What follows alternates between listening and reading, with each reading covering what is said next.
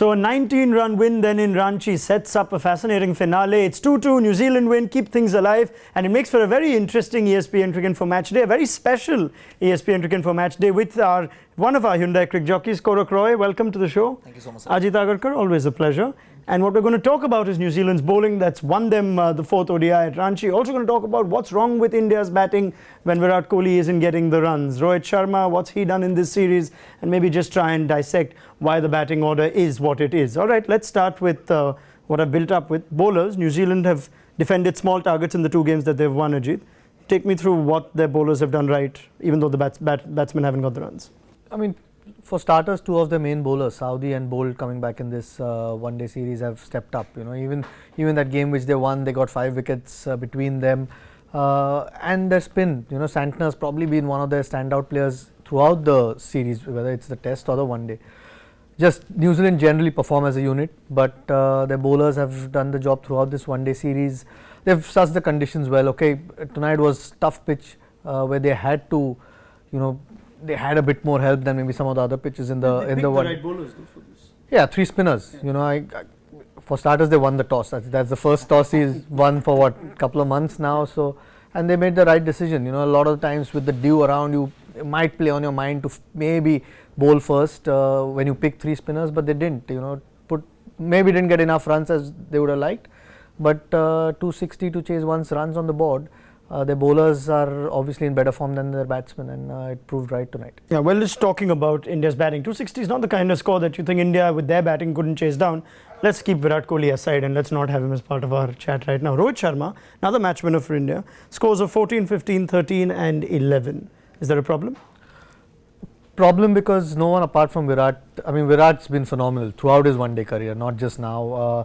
Doesn't really give away when he gets to a 40. Usually goes on and wins the game. And today again, India's probably found out why. And the only other guy in this lineup at this point, and Rohit actually in recent time has been pretty prolific at the top. You know, India's not had a single decent start in this series where both guys have gone on and got 50s. Rohit's not got a 20 in this series, I mean, Rahul, another guy who's probably come into the fold, he's missing, and so is Shikhar. So when those 2 guys are missing, you needed, apart from Virat, someone else to do it, and Rohit's probably the most experienced guy apart from him in the top order who needed to step up. So it is a worry. Look, he's been really good in one-day cricket. So 4 games don't decide whether someone's good or bad. He's got some runs in Test cricket before. Time at all? Well, it's all relative. So no, but so he's got a peach of a ball today from Saudi. So it's not like he's making too many mistakes. It's one of the series, but India need him to perform because if he doesn't, there's too much burden on Virat Kohli at the moment. Let's talk about India's batting order. And Korak, you've got a few questions for Ajit on that batting order. Yeah. So, sir, my question would be something like MS came in at 4. He scored 11 off 31 odd with a strike rate of 35 odd. Was that the reason why Akshar was sent in at 5 to smack a few and get the required rate down?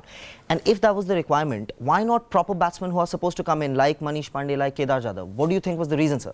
Yeah, the only reason, and we probably didn't get a chance to find out, because there was left arm spin and leg spin on offer. And it was a tough pitch to bat against the spin. You had to... On these sorts of pitches where the ball is holding, it's not easy to rotate strike. So sometimes you have to take that chance to hit that big shot. Unfortunately, when Akshar was sent in, the New Zealand smartly got their seamers on, which then you didn't find out whether he was sent in to slog the spinners or not. Then he had to almost bat properly, and then India lost a couple of wickets, which looked like.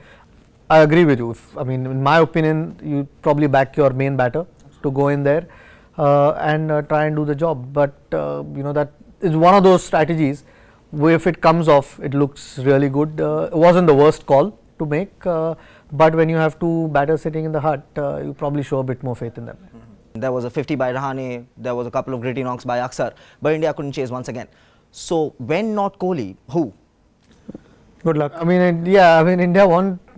Rohit's been pretty good in recent time. I think Rohit's won some games off his own bat, and Rohit's gone on and got big scores. That's the problem. There's nobody else who's getting that 100 or a 70 or a 80 or a 90, which Virat does it for fun at the moment.